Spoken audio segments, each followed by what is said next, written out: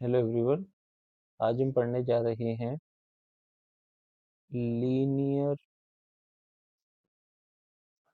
Equations in two variables. Linear equation in two variable, इसका मतलब क्या है ये हम समझ लेते हैं सबसे पहले।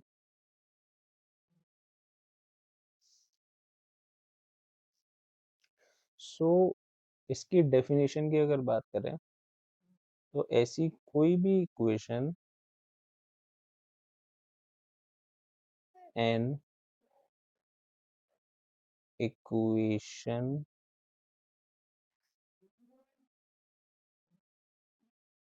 in the form of ax plus by plus by plus c is equal to 0,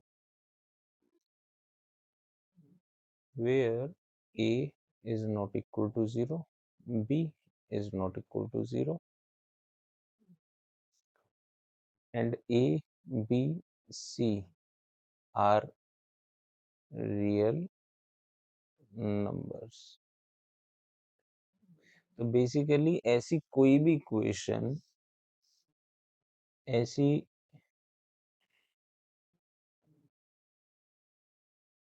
ऐसी कोई भी इक्वेशन जो किस फॉर्म में हो, ax plus B Y plus C is equal to 0 की फॉर्म में हो, जहां पर a 0 नहीं होना चाहिए, b 0 नहीं होना चाहिए, यानी कि x का जो कोफिशिएंट है वो 0 नहीं होना चाहिए, y का जो कोफिशिएंट है वो 0 नहीं होना चाहिए, राइट। तो ऐसी कोई भी इक्वेशन जो इस फॉर्म में ax plus B Y plus C is equal to 0, यहाँ पर a, b और c क्या होने चाहिए, रियल नंबर्स, और x और y क्या होंगे, variables, right.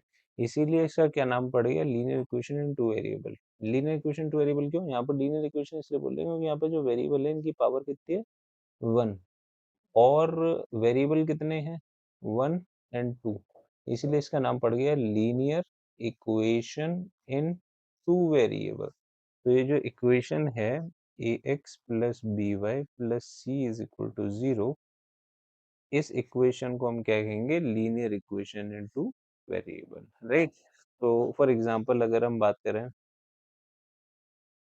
2x plus 3y plus 6 equal to 0, ये एक लीनियर इक्वेशन है टू वेरिएबल्स में, राइट।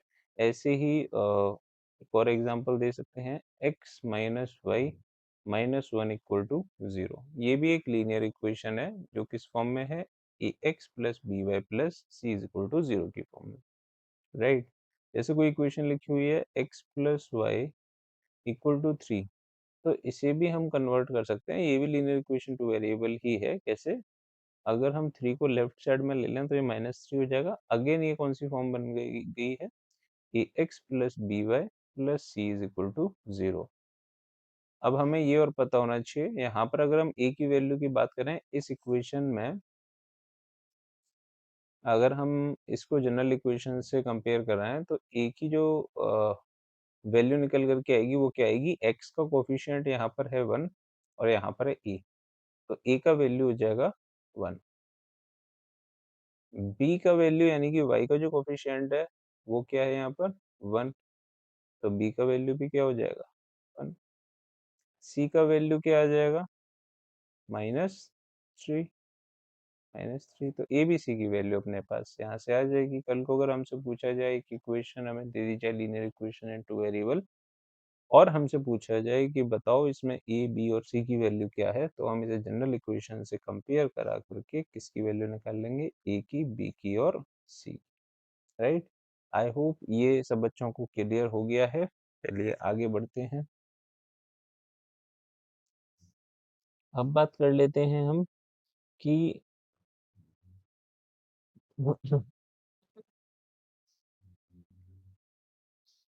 तो कोई भी लीनियर इक्वेशन होगी वो एक लाइन को रिप्रेजेंट करेगी, राइट। जैसे हम कह रहे हैं A X plus B Y plus C is equal to 0।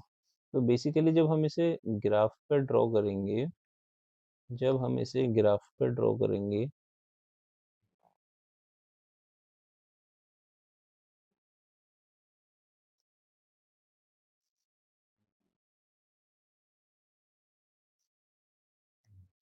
तो ये जो एक स्ट्रेट लाइन बनेगी,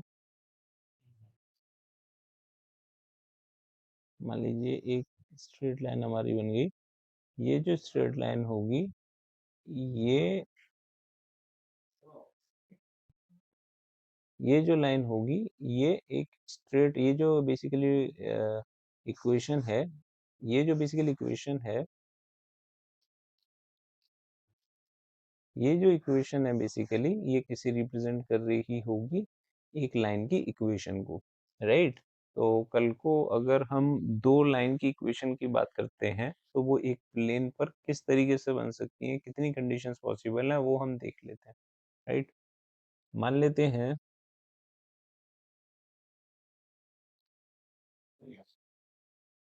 late us suppose we have, हमारे पास दो लाइन है L1 जिसकी इक्वेशन है E1x plus B1y plus C1 equal to 0। ये हमारी पहली लाइन की इक्वेशन है। और जो सेकंड लाइन की इक्वेशन अपने पास वो है A2x plus B2y plus C2 equal to 0, right. तो हमारे पास कितनी तरीके से हम लाइन ड्रॉ कर सकते हैं। तो सबसे पहला तो मेथड अपना रहेगा,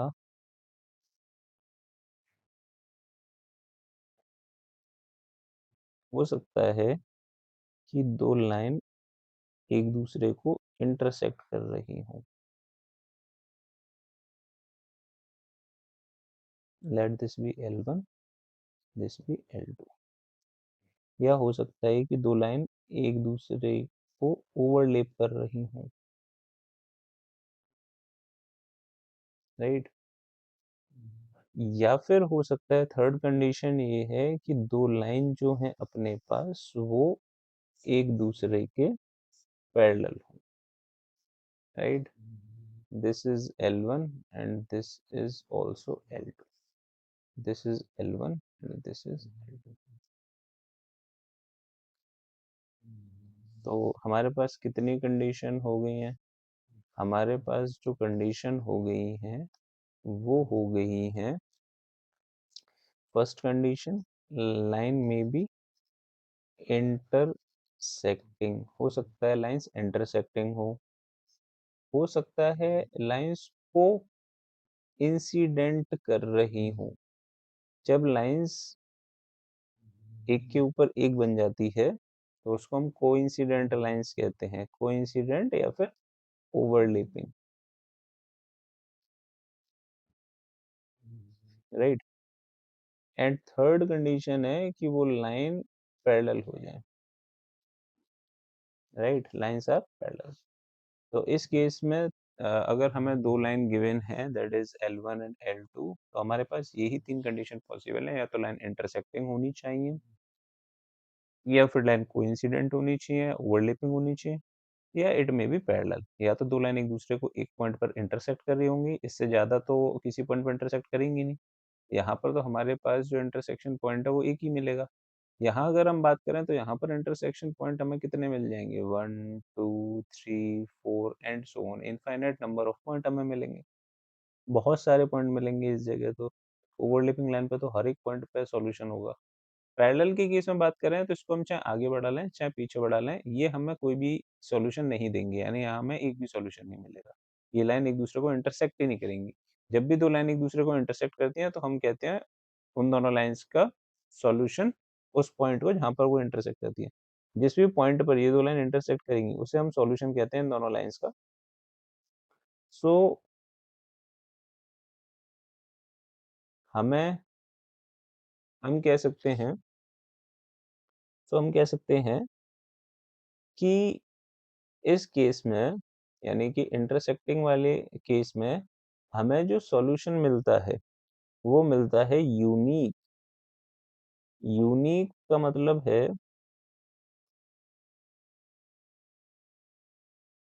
यूनिक सॉल्यूशन।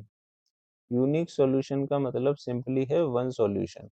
हमें सिर्फ और सिर्फ एक सॉल्यूशन मिलेगा। यहाँ से जब हम दोनों इक्वेशन लाइन की इक्वेशन को सॉल्व करते हैं L1 को और L2 को, तो हमारे पास एक आंसर x का आएगा, एक आंसर y का आएगा।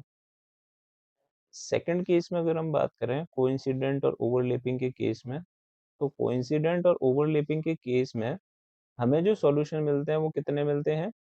इनफाइनाइट सॉल्यूशन मिलते हैं। तो हम इस केस को कहते हैं इनफाइनाइट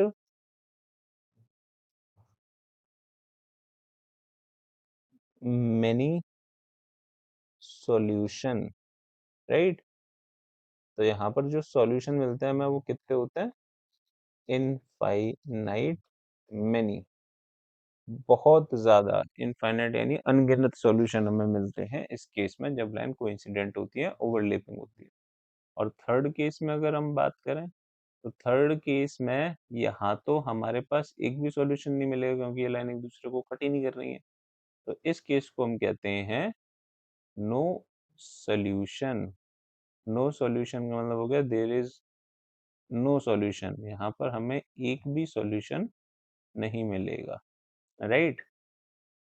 जब भी अगर हमें एक भी सॉल्यूशन मिल जाता है, कम से कम एक सॉल्यूशन भी मिल जाता है, राइट, तो ऐसे केस में उस कंडीशन को हम कहते हैं कंसिस्टेंट सॉल्यूशन। कंसिस्टेंट सॉल्यूशन का मतलब है कि कम से कम हमारे पास एक सॉल्यूशन तो होना चाहिए। क्योंकि यूनिक सॉल्यूशन में हमारे पास एक सॉल्यूशन हमें मिल जाता है, इसीलिए ये कैसा होगा?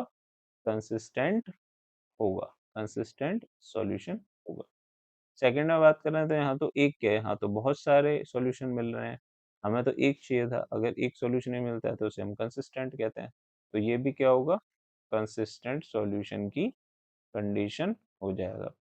थर्ड केस में अगर बात करें, लाइन अगर पैरेलल हो जाती है, तो यहाँ पर तो एक भी सॉल्यूशन नहीं मिलेगा, ये लाइंस कभी कट नहीं करेंगी। अगर ये कट ही नहीं करेंगी तो हमें कोई सॉल्यूशन नहीं मिलेगा। सॉल्यूशन नहीं मिलेगा तो ऐसे केस को हम कहते हैं इनकंसिस्टेंट सॉल्यूशन, राइट। अब एक और मोस्ट इम्पोर्टेंट बात, हमें हम लाइंस को देख कर के ही बता सकते हैं कि वो इंटरसेक्टिंग होंगी, कोइंसिडेंट होंगी या पैरेलल होंगी।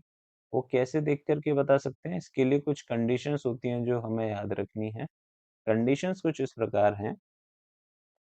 अगर कोई लाइन इंटरसेक्टिंग लाइन है, तो उस केस में ये कंडीशन जरूर फॉलो करेगी। इंटरसेक्टिंग लाइंस की दोनों equation a1 upon a2 is not equal to b1 upon b2। a1 upon a2 कभी भी b1 upon b2 के इक्वल नहीं होता है।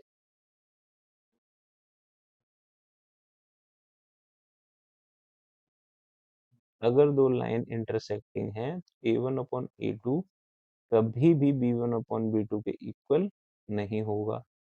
अगर दो लाइन कंसिस्टेंट है, तो जो दो लाइन हमें गिवन होंगी उनके कोफिशिएंट में जो रिलेशन होगा वो होगा a1 upon a2 is equal to b1 upon b2 is equal to c1 upon c2।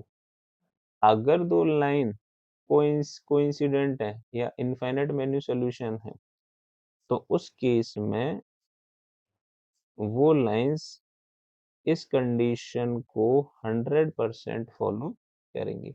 और अगर दो लाइन पैरेलल हैं, तो उस केस में वो lines a1 upon a2 is equal to b1 upon b2 is not equal to c1 upon c2 की condition को भी 100% फॉलो करेंगे, राइट। तो ये तीन कंडीशन हमें याद रखनी है। ये कंडीशंस हम आगे दोबारा पढ़ाएंगे, तो पूछेंगे तुम लोगों से। तो ऐसे याद रखना है, अगर कोई लाइंस इंटरसेक्टिंग लाइंस हैं, यानी कि दे हैव यूनिक सॉल्यूशन, यानी कि वो एक ही पॉइंट पर इंटरसेक्ट करेंगे और सॉल्यूशन कंसिस्टेंट होगा, और इसमें जो कंडीशंस होगी दोनों लाइन की वो होगी a1 upon a2 is not equal to b1 upon b2। दो लाइन अगर कोइंसिडेंट लाइन है या ओवरलैपिंग लाइन है, तो उसके इसमें दोनों लाइन एक के ऊपर एक बनती हैं। इस केस में जितने पॉइंट कॉमन होते हैं वो सारे इनफाइनाइट मैनी पॉइंट कॉमन होते हैं, इसलिए इसे हम कहते हैं इनफाइनाइट मैनी सॉल्यूशन। और ये भी कंसिस्टेंट होता है। और इसके लिए जो कंडीशन होती है वो होती है a1 upon a2 is equal to b1 upon b2 is equal to c1 upon c2। Last one is parallel के केस में बात करें, अगर दो लाइन पैरेलल हैं तो उस केस में हमें एक भी सॉल्यूशन नहीं मिलता है, चाहे हम आगे बढ़ा लें लाइंस को या पीछे बढ़ा लें। ऐसे केस को हम कहते हैं नो सॉल्यूशन। इस केस में हमें एक भी सॉल्यूशन नहीं मिलता, और क्योंकि एक भी सॉल्यूशन नहीं मिलता है इसीलिए हम इसे कहते हैं इनकंसिस्टेंट सॉल्यूशन। और इनकंसिस्टेंट सॉल्यूशन के लिए या नो सॉल्यूशन के लिए जो कंडीशन होती है वो होती है a1 upon a2 is equal to b1 upon b2 is not equal to c1 upon c2। Right, for example एक एग्जांपल से समझ लेते हैं इसे। ऐसे मान लीजिए हमारे पास एक एग्जांपल है 2x plus 3y plus 4 equal to 0। दूसरा है 4x plus 6y plus 8 is equal to 0। Now हमें ये जो दो लाइन की इक्वेशन दे रखी है दैट इज L1 और L2 की इक्वेशन दे रखी है। अब हमें चेक करना है कि ये इंटरसेक्टिंग लाइन है, कोइंसिडेंट लाइन है या पैरेलल लाइन है। तो हम कैसे चेक कर सकते हैं? A1 क्या हो जाएगा, फर्स्ट लाइन में जो x का कोफिशिएंट है उसे हम A1 कह रहे हैं, तो यहाँ A1 क्या हो जाएगा 2। राइट, तो फटाफट से हम A1 अपॉन A2 निकाल लेते हैं। तो A1 अपॉन A2 कितना हो जाएगा 2 upon 4 which is equal to 1 by.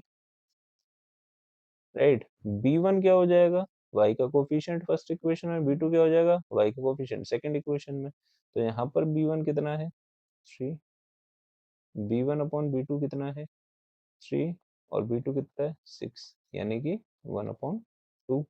Again c1 upon c2 की बात करें तो जो कांस्टेंट पार्ट है दोनों इक्वेशन में दैट इज 4 और 8।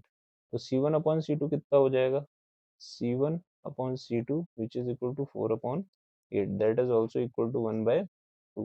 तो हम देख सकते हैं a1 upon a2 1 by 2 है, b1 upon b2 भी 1 by 2 है, c1 upon c2 भी 1 by 2 है। It means a1 upon a2 is equal to b1 upon b2 is equal to c1 upon c2 हम कह सकते हैं।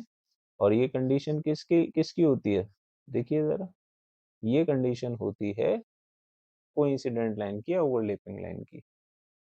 तो इन दोनों लाइन की इक्वेशन को देख करके ही हम बता सकते हैं कि ये दो लाइंस 100% क्या कर रही होंगी, ओवरलैप हो रही होंगी। ओवरलैपिंग लाइंस है, कोइंसिडेंट लाइंस है। और अगर पूछे जाए सॉल्यूशन कितने होंगे तो सॉल्यूशन हमें मिलेंगे इस केस में infinite many solutions. Right, next जो बेसिकली मैथमेटिक्स में हम पढ़ने वाले हैं वो पढ़ने वाले हैं कि बेसिकली लीनियर इक्वेशन जो लीनियर इक्वेशन को सॉल्व कैसे करा जाए। तो सबसे पहले तो एक बात समझिए, जैसे हमारे पास अगर लीनियर इक्वेशन टू वेरिएबल्स में है, right, 2x plus 3y plus 6 equal to 0, और दूसरी इक्वेशन है 3x minus 4y plus 12 equal to 0। तो एक चीज तो क्लियर है कि हमारे पास दो इक्वेशन तो होनी ही चाहिए। अगर हमें x की और y की वैल्यू निकालनी है तो हमारे पास कम से कम दो इक्वेशन होनी ही चाहिए। मतलब ये तो वो कंडीशन है कि अगर हम क्वेश्चन ये पूछा जाएगा solve for x and y, x और y के लिए इन दोनों इक्वेशन को सॉल्व करिए। तो इन दोनों इक्वेशन को सॉल्व करने के लिए हमारे पास मेथड बहुत सारे हैं, बट एक चीज क्लियर समझ लें, अगर अगर हमारे पास एक इक्वेशन है जिसमें दो वेरिएबल हैं तो हमें मिनिमम दो इक्वेशन चाहिए ही चाहिए उन दोनों वेरिएबल्स की वैल्यू पता करने के लिए। राइट, जैसे यहाँ फर्स्ट इक्वेशन में अगर हम बात करें, यहाँ पर वैल्यू x और y दो वेरिएबल है, हमें इनकी वैल्यू फाइंड आउट करनी है। राइट, यहाँ पर भी दो वेरिएबल हैं, तो एक इक्वेशन हमने ले ली है, दूसरी इक्वेशन, दो इक्वेशन मिनिमम हमें चाहिए, एटलीस्ट दो इक्वेशन चाहिए। अगर कोई इक्वेशन टू वेरिएबल्स में, तो अब मान लीजिए कोई इक्वेशन अगर थ्री वेरिएबल है किसी इक्वेशन में, तो हमें तीन इक्वेशन चाहिए होंगी कम से कम उन वेरिएबल्स की वैल्यू निकालने के लिए। राइट, अब इस तरीके से हम कौन कौन से मेथड है हमारे पास जिनके थ्रू हम निकाल सकते हैं, राइट, वो मेथड देख लेते हैं। Methods of solving linear equations in two variables। हमारे पास जो मेथड है वो फर्स्ट मेथड है graphical method,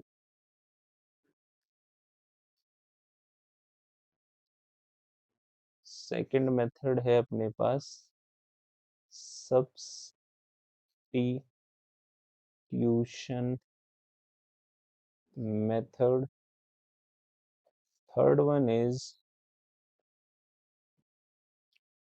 graphical substitution, and third one is elimination